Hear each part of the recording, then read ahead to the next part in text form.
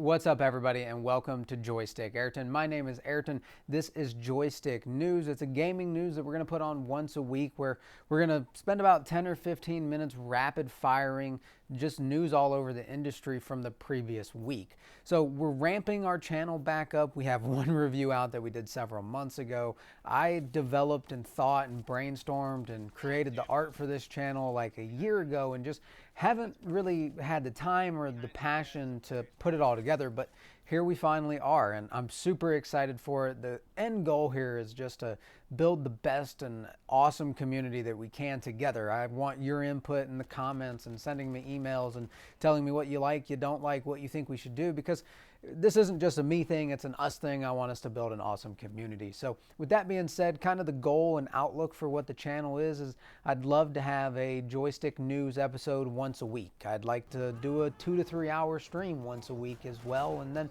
have like a third other content video, whether that's like a no commentary walkthrough of a part of Demon Souls or a playthrough of Jedi Survivor. Maybe it's a review of an indie hit like Dredge, or just talking about something. So with that being said, hopefully you guys enjoy the channel. If you do, please like, share, and subscribe, and let's go ahead and start throwing some news at you. Okay, so let's go ahead and jump right into it. Unfortunately, I do not have a teleprompter. I have this fancy little piece of paper that is going to help us get through the next 10 minutes or so. Maybe one day I will have more than 4 subscribers. We'll have something behind the camera I can read off of. Unfortunately, today is not that day.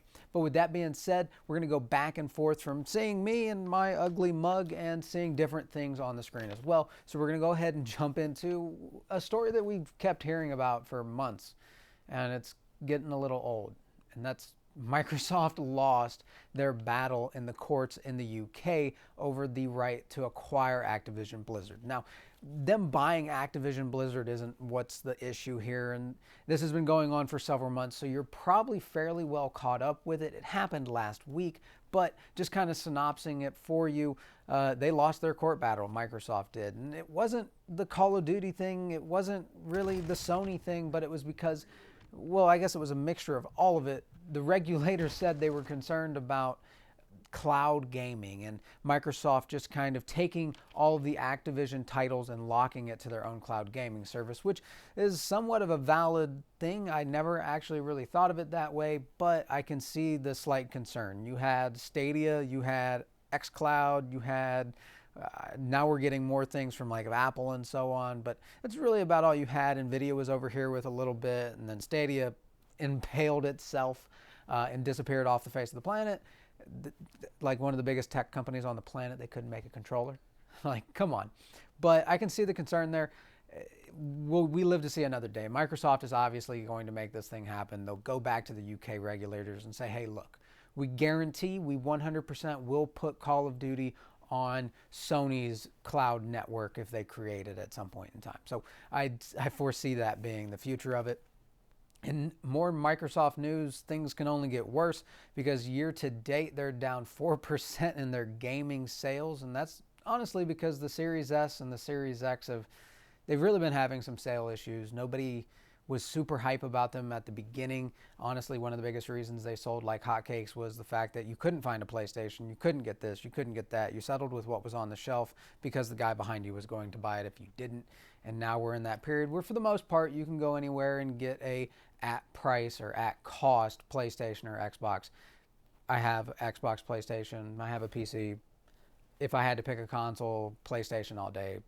The games are just still better. I mean, Halo's non-existent. So we'll see where that goes. But we'll move on there again. We have new legends coming to a new season of Apex. He doesn't look that cool.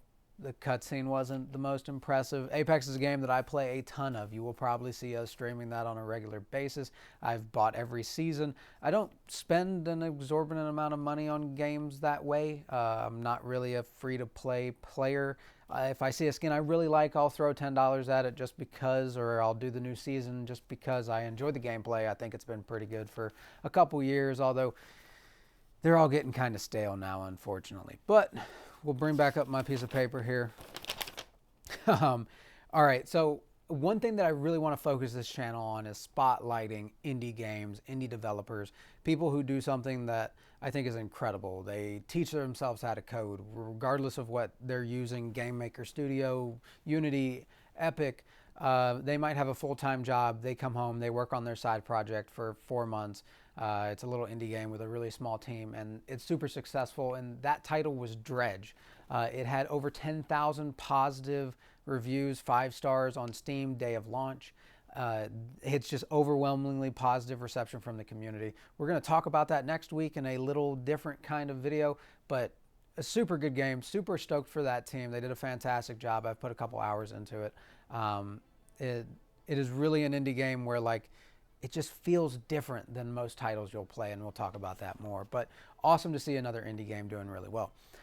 V Rising, I don't know if you guys remember this, about a year back. It's an early access vampire game, kind of gives you that Diablo-like feel. They're coming out with a new expansion. It looks awesome. It is based around Frankenstein. The game is still in early access a year on. It sold over 3 million copies since then. It's doing really well, and I'm excited to see that, and we'll try and detail that and more of it when it comes out. I should know this man's name for this next story, but former PlayStation boss talks about, there was an article on Kotaku about how many games PlayStation cancels. I would assume that this is an exorbitant amount of games get canceled yearly. Ones we never hear of, ones we'll never hear of, ones that somebody's putting 100 hours a week into right now that's going to get canceled, let alone the games that get delayed for 2-3 years for God knows what real reason. Especially with AAA shenanigans these days. But think of the new Knights of the Old Republic and all the stuff that's been going on with it. And then think about something that doesn't have any recognition or might be smaller. And you can see how any genre could just have an enormous amount of games canceled. So also wanted to just throw in a little word of Jedi Survivor. It looks like it is doing awesome, getting great reviews. I have not personally played all of it yet, so I'm not trying to spoil anything, but you can turn off all the spiders. So that's frickin' awesome. I do think that might have been part of the reason that Apex Legends has got a little bit more stale lately, as Respawn's putting that effort into Jedi Survivor. And it's awesome to see that, because I want single-player games to thrive. I want them to exist. I want people like EA to go away and keep letting them exist. It was awesome to see Dead Space. It got a 10 out of 10 from Angry Joe. And if any of you guys pay attention to Angry Joe, that is like striking gold or oil in your backyard. Like you just found immense amounts of wealth in oil. That's what a 10 out of 10 for Dead Space is, especially an EA game.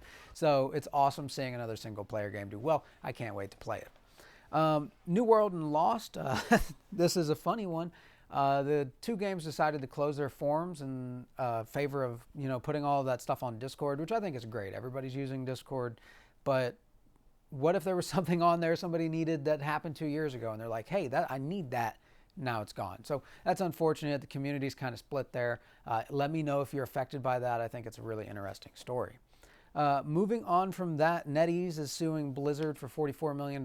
So if any of you guys have kept up with that, Blizzard and their whole fallout with NetEase, that's in the Asian market, China, selling like Diablo Immortal to gotcha games and things of that nature. So just another lawsuit that Blizzard's in, which is why I kind of want Microsoft to get a hold of them so they can fire Bobby Kotick and all of the people doing incredibly disgusting things to amazing employees in the industry for us. And hopefully that all gets rectified so things can get better there. But we'll just have to see how it handles. They settled a lawsuit last weekend. So at this point, they're just kind of throwing money everywhere.